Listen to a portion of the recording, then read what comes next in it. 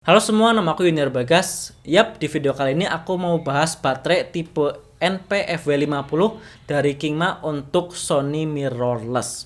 Berawal dari kebiasaanku untuk selalu punya baterai backup atau baterai cadangan, itu membuatku pas beli kamera Sony NEX6 kemarin, aku langsung beli baterai backupnya. Nggak tahu kenapa, mungkin karena biar ngerasa aman aja gitu. Kalau misalkan baterai utama habis, aku masih punya baterai cadangan gitu. Jadi kameranya nggak langsung mati. Sebelum masuk ke pembahasan tentang baterainya, aku mau ngasih sedikit pemahaman menurutku kalau baterai ini adalah investasi atau kategori investasi gear. Jadi ini merupakan pilihan yang cukup sulit.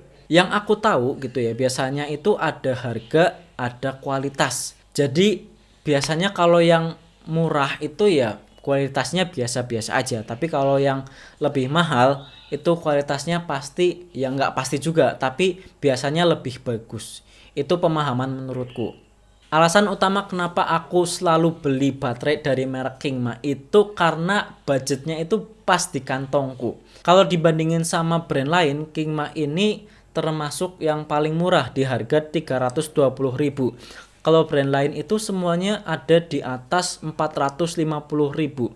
Dari mulai Wasabi, dari mulai Power Extra, terus ada Castle, Avantgrade, dan satu lagi baterai orinya Sony. Itu paling mahal, 900.000. Oke, selanjutnya sekarang kita masuk aja ke apa yang kita dapat kalau misalkan kita beli baterai Kingma NP-FW50 untuk Sony mirrorless. Kalau kita buka boxnya, yang pertama kita itu dapat 2 buah baterai berkapasitas 1080 mAh lengkap dengan tempat baterainya.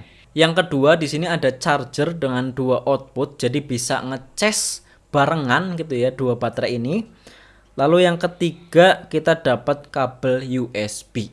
Pertanyaan pertama yang biasanya kalian tanyain kalau misalkan beli baterai third party itu, yang pertama, baterainya support nggak? Ada indikator baterainya nggak? Well, aku sebenarnya juga was-was terhadap baterai third party, apakah support sama kameraku atau enggak. Tapi dari Kingma ini setelah aku coba, baterainya berfungsi dengan normal dan ada indikator baterainya. Padahal aku juga menggunakan kamera lawasnya Sony. Lalu ke pertanyaan kedua yang biasanya ditanyain sama kalian, gimana daya tahan baterainya?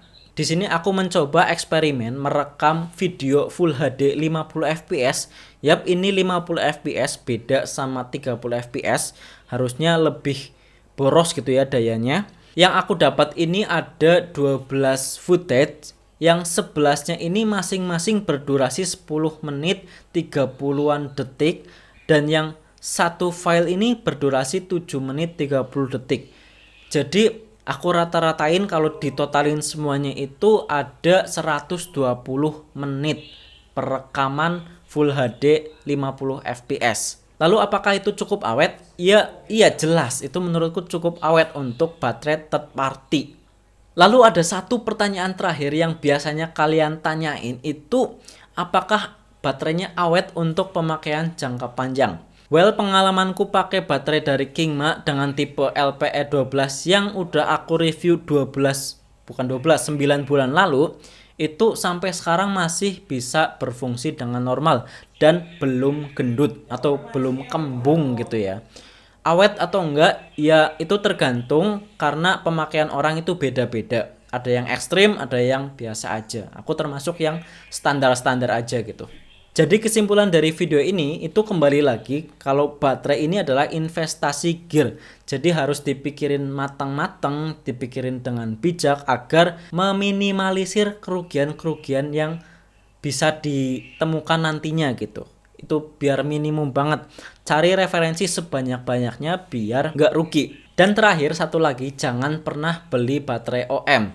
Mending beli baterai third party. Segitu aja untuk video kali ini. Semoga bermanfaat. Like aja kalau kalian suka, dislike aja kalau kalian nggak suka. Kita ketemu lagi di video-video berikutnya. Assalamualaikum. Panas banget gila.